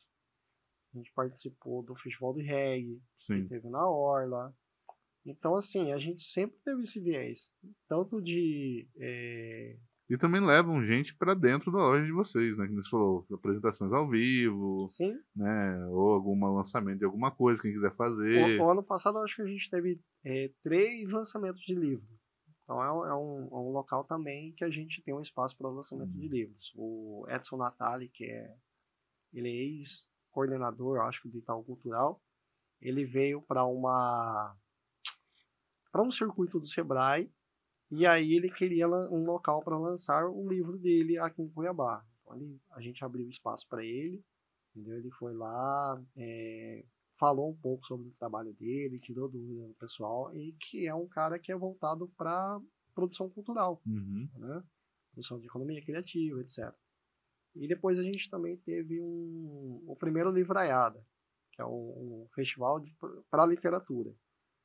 O Livraiada foi um encontro com 26 ou 27 escritores, onde o escritor tem a possibilidade de lidar diretamente com o público dele. Então ali houve troca, né, o networking entre os escritores, tanto escritores da área de faculdade, né, didática, área mais técnica, né? área mais técnica, até escritores de poesia, de contos. Esse foi uma produção de vocês ou tem um braço tipo Sebrae também, alguma coisa assim? Não, no Livraiada teve acho que o principal principal coletivo envolvido foi o pessoal do Arcada, Ah, coletivo sim, Arcada, sim. que é um Arcada de Tirana. coletivo de escritores, né? Tem o Lourenço Falcão, Danilo Sim. Foquesato, Rodrigo Meloni, Júlio Eles Custódio. lançaram uma coleção até uma época, Isso, eu lembro. eles lançaram duas coleções já. Então eles lançam em conjunto os livros Sim. dele. E recentemente o Santiago tá junto também com eles, fazendo eles fazem a curadoria, eles fazem Sim. diagramação, eles fazem tudo O tudo processo, que é né? todo o processo de edição dos livros. Eu fui num lançamento deles no Sesc uma vez também. Isso, o primeiro foi lá, se eu não me engano, foi o Hélio do Vanguard que tocou, parece. Isso. Foi bem bacana. Então, pessoal, o Livraiada foi um dos eventos que teve lá. Nesse último fim de semana a gente abriu as portas para o Chapur Arts, que é um coletivo só de mulheres que fazem a venda das artes mesmo. Elas pintaram na hora lá, entendeu? Teve vários, o Goraieb teve junto também, a companheira dele, a Amanda, também teve junto, entendeu? Então, assim, vários artistas plásticos, né? Que é uma geração nova de artistas. Sim. E que deu bastante público, assim, agregou bastante, assim, para eles. Eu acho que acredito que deu bons frutos para eles em retorno de vendas, encomendas. A gente também abriu espaço também para encontro de, não é encontro, é Flash Tattoo. Então, assim, nesse mesmo sábado teve o Flash Tattoo do Drox. Então a gente abre o espaço para as artes, em geral, assim, a Chapur Discos tem muito disso, de fazer os próprios eventos, abrir portas para os outros empreendedores e também estar junto de outros eventos parceiros. E eu acho legal também que vocês hoje têm aberto mais um. Eu vejo, por exemplo, somente quando eu encontro a Patrícia e você nas feiras, né? Priscila, perdão. E você nas feiras, eu vejo que abriram também um mix de produtos mais diferentes, né? Não é só a questão do disco, vocês estão agregando mais coisas também na loja, né? Sim, sim. Isso é legal, né? A Priscila, ela cuida muito bem dessa curadoria. Agradeço muito ter conhecido essa mulher. É uma mulher guerreira pra caramba, assim, ela correria, trabalha muito. Comunicativa também, né? Ela gosta da tem área, a simpatia que a gente não tem, Exatamente. E ela faz essa curadoria dos produtos, né? Ela que faz um pouco dessa curadoria. Eu acho que ela tem mais uma pessoa que ajuda ela, mas é ela que encabeça essa parte, sim. Esse mix de produtos, ela que corre atrás. Porque isso é bem importante, principalmente quando a gente começa muito em loja. Não sei se você já teve a sensação que você vai na loja 2, 3 vezes, parece que tem as mesmas coisas, você meio que perde o tesão de ir, né? Sim. Pô, só vou ver as mesmas coisas. Sim. E lá eu vejo que você sempre tem esse cuidado de ter alguma coisa diferente. Até a exposição de discos, eu vejo que vocês cuidam muito. Tipo, ó, vamos colocar isso aqui, não vamos colocar isso aqui. Né, isso aqui vai mais direcionado para essa não. Tem um segredo que até já nem é mais segredo, que outro dia o pessoal tava falando assim, mas cadê aquele disco que tava aqui não é só rock e tal, que não sei o quê. Tipo, mais ou menos isso, né? O que eu faço? Eu pego os discos e misturo de novo. A pessoa tem que vir pra... Senão é melhor olhar no catálogo ou ela procurar no Google. Disco tal. Mais fácil. Entendeu? Porque aí perde a essência de símbolo, perde a experiência, né? De estar ali. Porque muitas vezes a pessoa vai procurando um disco específico, aí ela olha e acaba encontrando outro disco. Que pra ela desperta desejo, ou desperta uma lembrança. Fala, pô, esse disco aqui também é bacana, eu vou levar esse. O disco ainda é muito ligado à memória afetiva? Também. A sensação de nostalgia, né? Também. Mas os discos hoje, eles são... muita gente vai atrás do disco porque quer escutar a música realmente com qualidade melhor. Porque já tá enjoado do Spotify. Hoje, você tem uma ideia, a entrega do áudio do Instagram é melhor do que do Spotify. Sim. Daí se você pega ainda, a maioria da galera usa fone Bluetooth, é que o trem arrebenta mais ainda. Então é muito disso, entendeu? A pessoa vai porque ela quer qualidade. Ela quer ver a capa, não é só nostalgia. Sim. Ela quer ver a informação. Às vezes ela vai procurar uma prensagem específica, uma música específica. Os DJs mesmo, geralmente eles compram o disco por música específica. Né? Sim. Pra poderem tocar nos... Fazer um samplerzinho e tal. E eu acho bacana porque muita gente tem a Chapur Disco tá servindo de referência para pessoas até de fora de Cuiabá mesmo. Passam por acredito aqui, que é bem mais. E DJs vão na Uhum. loja para procurar coisas para se ampliar mesmo. Eu Isso é acho bem que bacana. eu vejo até por disco muito mais exportação do que pra cá, né? Mas a gente não quer deixar Não, sim, eu entendo, mas assim, eu entendo na minha concepção, né? Tipo, se você for pegar a questão de público mesmo, é muito mais pra fora do que pra cá, né? Acredito que o mercado local ainda é muito carente desse tipo Sim. de produto, entendeu? Eu acredito que o Cuiabano merece Ainda tem muita ter. gente que descobre a loja, que, Tem, nossa, nunca imaginei não, que. ontem mesmo foi uma pessoa lá à tarde lá e falou, pô, você passa aqui na frente, sempre tive curiosidade de entrar, hoje eu resolvi entrar. Aí olhou, achou legal e tal, disse que ia voltar depois, mas sempre assim, ó, a pessoa tem curiosidade de entrar no local pra ver o que, que tem de diferente ali mesmo. Isso é bacana. Porque você não deixa de entregar o que você deseja Uhum. entregar, né? O que a gente quer que a pessoa saia dali sorrindo, sempre Sim. feliz. Né? Isso que é muito, muito legal de estar trabalhando ali. E vocês têm ainda um plano de ampliar mais, de agregar mais coisas, tipo uma cozinha, tipo, criar um Em café? breve, são Ah, planejamentos então aí. existe esse plano, né? Mais ou menos. De virar uma moeba da vida, assim. A Moeba é muito grande, né, cara? A Ah, Moeba é uma mega loja. hum, Não é só uma loja, ela é muita coisa ali. ah. Mas a Moeba é um bom exemplo. Uma É, que ótima. agrega tudo hoje, Sim, né? sim. Mas é uma ótima referência. Com certeza. Antes de ter loja, eu já era fã da Moeba, É, então. não é. Eu vejo algumas entrevistas no próprio canal deles e a galera meio que fala, né? Ah, não, você não vai lá pra comprar disco, você vai lá pra ficar lá. Pra ficar lá, troca ideia, bebe alguma coisa, conversa, não sei o que, ouve disco, vê, às vezes tem apresentação naquelas da Moda Session, Sim. né? E eles estão sempre procurando criar esses conteúdos, né? Uma das coisas que eu mais gosto é aquele What's in My Bag, né? Que eles colocam, tipo, os artistas pra falar o que eles estão comprando na web. Isso é muito louco, cara. Ah, sim. Isso é verdade. Né? É muito da hora, tipo, você ver trazer um cara, tipo, um artista que você é fã e o cara vai falar o que ele tá ouvindo ali, que tá a influência dele. E assim, a influência física, né? Não é só ele falar o nome da banda, não, é esse disco aqui, ó, isso aqui que eu tô ouvindo hoje, ou que isso aqui que me influenciou, né, há 10 anos atrás, e, tipo, você pega umas coisas bem diferentes, né? Sim, Tipo, sim, isso é verdade. Ali é bacana. Quem foi lá e fez algo parecido foi o Reginaldo. Reginaldo do Vanguard. uhum, Ele comprou alguns discos, vendeu outros que ele não queria mais. E aí ele fez uma referência a um disco que ele comprou, né? Falando que ele gostava e tal. Se não me engano, foi um disco do Summer Gun Funk. hum, que louco. Que ele gostava, tava procurando aquele disco e tal, alguma coisa assim. E nessa edição agora da feira, voltando à feira, volta as bandas ao vivo, ou não? Tomara, Ah, tá. né? Esse é a cereja do negócio. Esse é a cereja do negócio, porque tem as partes burocráticas pra gente. E, cara, eu Tipo assim, acho. as bandas que foram, que a gente já conversou, elas estão cientes dessa tipo de situação também, né? Existe essa possibilidade da burocracia. Sim. Eu acho que se der certo, e eu torço para que dê certo, vocês vão fazer uma coisa que há muito tempo não acontece em Cuiabá, que é promover esse hibridismo de estilo. De ter banda com música, com DJ com música Aham. eletrônica, com galera do hip hop, enfim, mesclar elementos que até, infelizmente, a gente não. Enfim, a gente sabe por quê, mas é uma explicação que não vale entrar no mérito do programa, nem temos mais tempo para isso. Mas assim, Cuiabá se perdeu, né? Cuiabá perdeu essa conexão entre linguagens. Né? A galera do rock Exato. fazendo as coisas com rock, a galera da música eletrônica fazendo as coisas eletrônica, a galera do hip hop, né? Não tem mais essa questão de juntar e fazer, né? A gente perdeu isso ao longo desses 20 anos aí que se passaram, né? Por vários motivos do que aconteceu aqui na cena.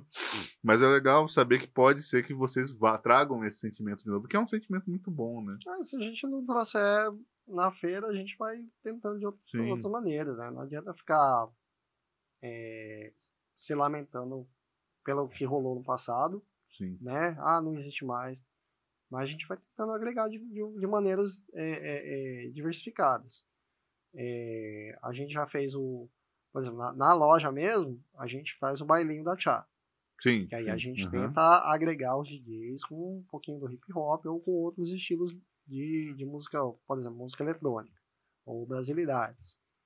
Mas na feira a gente vai tentar agregar um pouquinho disso que já existia na feira, entendeu? Já era Já vinha, né? Já era já, natural. já era natural. Uhum. Que massa. Já era uma coisa assim, a gente sempre abriu espaço pro artista autoral.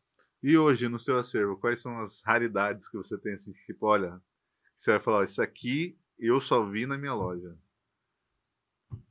No acervo você fala de venda ou no acervo pessoal? Não, de venda, da loja. O pessoal não adianta, porque o pessoal você não vai, é seu e acabou. Não, Tem você alguma... fala no pessoal, você diz? Ou Não, digo, eu na falo, na loja para loja em venda? si hoje, assim, tem alguma coisa que você fala assim, ó, isso aqui eu Não, só não, é vi porque na aqui na minha verdade, loja. assim, tem discos que eles transitam entre as lojas. Não tem assim, Ah, aqui, porque vai ter discos em outra loja que talvez não tenham passado pela sim, minha, entendeu? Por exemplo, Damião Experiência.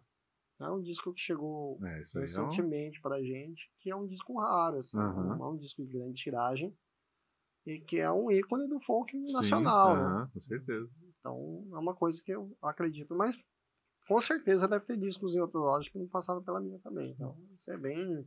O interessante dos sebos são isso. E da sua coleção pessoal? Você fala assim, ó, isso aqui só eu vi comigo e a pessoa que eu comprei, mais nada. Ah, não sei. Maria Rita original, sei lá. Eu acho que Maria Rita. Disco da Maria Rita. Esse tá guardado. É, mas o original, né? Porque recentemente a Noise lançou também o Maria Rita. Ah, entendi. Ela relançou, na verdade. Porque ela tinha lançado uma vez, na época que eu não tinha assinatura. Aí ela relançou de novo. Só que pra venda avulsa. Entendi. Então agora Aí eu comprei também. E agora eu vou fazer uma difícil aqui pra gente finalizar uma trivia. Top 10 discos pra fazer amigo na loja Chá por Discos. Ou inimigos, né? Vai depender da muito do gosto. Então vamos lá. Top 10. Ó, vai ter que pesquisar, hein? Não, tem um Nara Leão que a Priscila falou hoje, tava falando dele. Tem esse Nara Leão, que é o Garota de Ipanema, que é um disco de versões dela, né? Bom, tem o próprio Damião Experiência, que tá disponível para venda. Foi 2, deixa eu ver aqui. Vamos pensar em 5, que 10 é muito, realmente eu peguei pesado. O Motorhead. Esse pra todas as tribos. O Motorhead. Tem o Ace of Spades. Esse é maravilhoso. Deixa eu ver um outro aqui. Cara, tem o da...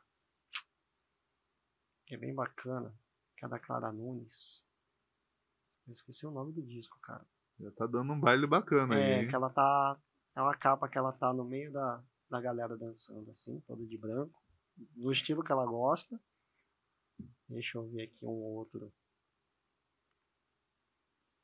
Tentando lembrar um rock nacional que tem lá. Titãs, Cabeça de Dinossauro. Esse que é também bem icônico. Sim. Foi 4? E um pra fechar aí esse quinteto. Pra fechar. Taylor Swift. Tem um duplo da Taylor Swift lá. Duplo, vinil duplo, caraca. Que é bem difícil encontrar, né? Esses discos novos, porque são muito caros pra colocar pra venda. Aí você tem taxa de importação, tem tudo, a gente evita isso. Senão vai ficar um caixa... A dolarização pega muito, né?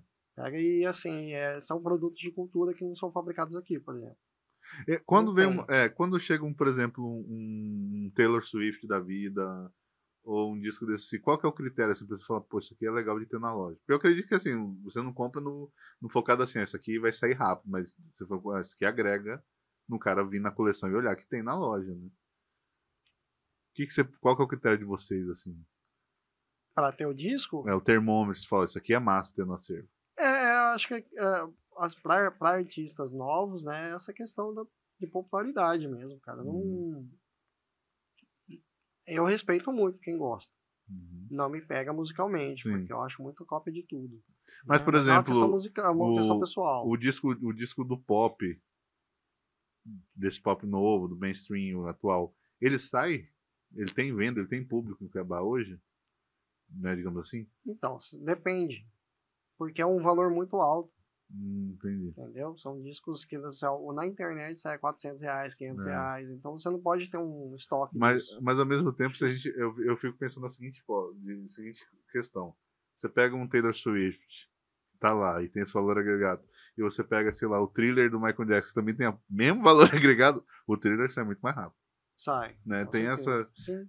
Acho que os ícones, né? O Michael Jackson agrada mais do que a Taylor Swift. E assim. eu vejo muito essa questão, né, que pessoas, né, do público de hoje, né? Porque Taylor Swift conecta com o moleque de hoje, né? Sim. Que não sei se vai ter esse gosto pro vinil. Nem tem gente, tem menino que não sabe nem o que é vinil, né? Tem criança. Não, tem uma criançada que gosta, cara. Tem criançada assim, né? Adolescentes, né? Tinha adolescentes. Uma criançada porque eu já tô muito velho, mas Nós estamos lá nessa fase de ser tiozões. o adolescente, ele tem descoberta, assim, ido atrás, viu? E com bastante informação. Porque tem adolescente que chega lá e começa a falar, assim, de, sei lá, Electric Light Orchestra. E fala, tal guitarrista, não sei o que, não sei o que, e você começa a falar, oi, 16 anos. Sabe? Ele começa a falar, então assim, eu acredito que na nossa época, como a gente tinha menos informação, é um pouco diferente. Hoje a molecada, quando eles pegam uma coisa para gosto, assim, eles vão atrás de informação e começam. Conseguem tudo, né? Wikipédia, você já tem muita coisa da história da música. E eles vão atrás, eles mergulham na história do artista que eles gostam, assim, e a memória deles é muito boa também, né? Pela idade, assim, eles vão gostando das coisas e vão atrás das informações. Disco latino tem bastante também? Da América do Sul, Sudamérica? Tem um pouquinho lá. Mas... nada muito específico, mas assim, Mercedes Sosa, essas coisas assim, sempre tem. Carlos Gardel, quem gosta de um tango. Astor Piazzolla, essas coisas sempre tem. Pô, da hora. E música clássica, acredito, sempre tem, né? Porque vinil de música clássica e geralmente são os melhores box, né? Eu vejo que é sempre um primor ali. É que eles são os mais conservados, talvez, porque eles são menos escutados, né? Tem um público específico que escuta eles ali. Então, é diferente a música clássica. E jazz, provavelmente bastante também. Tem bastante jazz, blues, tem muita coisa de Bill Evans, Ella Fitzgerald, tem só classiqueira. Sarah Vaughan, tem até apareceu uns discos até do Steve Ray Vaughan lá, que é blues, né? Tem uns bluseiros legal lá. Uns bluseiros de branco, mas tá lá. Mas também tem John Lee Hooker, tem a bluseira raiz também tem, né? Tem. Steve Ray Vaughan ele é meio icônico, assim, né? O metaleiro dos caras do blues. Sim, tem esse Guitar Hero e tal, tem tudo essas coisas assim. Mas são coisas que são difíceis a aparecer, assim, que apareceram. É bem legal. Massa. Para finalizar, qual o endereço, @? Bom, primeiramente eu quero agradecer a Cecel, a Lei Paulo Gustavo, né? Deixa eu pegar a lista. Já faz aí, aproveita.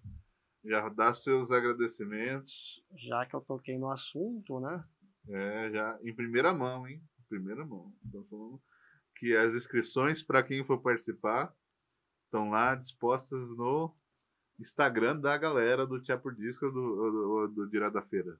Ou dos dois? Da feira. Da feira. Da feira, direto da feira. Deixa eu achar aqui o trenzinho. Já faz os agradecimentos aí. Fica nervoso, peraí. Fica tranquilo. Deixa eu... O celular começa a ficar lento. Não, fica de boa. Vai no seu tempo. Ave Maria. Que régua. 1, 2, 3, 4, 5. Né? É assim mesmo. Agradecer ao MT Criativo, Cecel, Governo do Estado de Mato Grosso, Lei Paulo Gustavo, ao Governo Federal, né? Que esse é o governo que realmente incentiva a cultura, e o Ministério da Cultura, né? Por abrir esse espaço aí para editais. Por permitir esse fomento, né? Exatamente. E o endereço da loja fica na rua Edgar Vieira, Avenida Edgar Vieira, número 640. Para vocês verem como é que Casa de Ferreira Espelho de Pau. Eu mesmo nunca fui na loja. Eu tô aqui. Uma hora vai rolar. Ele sempre fala, ele leva um poço, ele nunca uma hora vai rolar. Fica lá na Avenida Edgar Vieira, número 640, ali no Boa Esperança, quase ao lado do Comilão, bem próximo ali da Caixa Econômica. Horário? Horário lá, a gente abre às 9 horas. Até segunda a sábado, às 9 horas. E de segunda a quarta a gente fecha às 19, quinta e sexta às 20 e no sábado às 18 horas. Tem toca Mas- vinil, tem passo, se o cara quiser ouvir. Tudo que o cara precisar de música tem lá. E a Feira do Vinil, todos convidados, dia 12 de abril. Já tem a data, que Dia legal. 12 de abril, a partir das 2 da tarde, lá na Casa Cuiabana. Olha aí. Empreendedor criativo que estiver interessado em participar, só entrar em contato pelo nosso WhatsApp, 65 999 626760. E o arroba? Arroba Feira do Vinil MT. E o do Tchá por Discos? Tchá por Discos, arroba Tchá por Discos. TCHA por Discos. Tudo junto. O Isso nosso aí. telefone e WhatsApp da Tchá por Discos é o 65 99227 1982. Perfeito, e agora aí o espaço fica aberto para você dar seu último reclame, sua última mensagem, se você quiser. Reclame nenhum, só agradecer ao Vicente pelo espaço, agradecer ao pessoal do estúdio pela paciência aí, e todos convidados para a feira, todos convidados a visitar a loja, sejam sempre bem-vindos. É isso aí, é nóis. Valeu! Valeu, galera.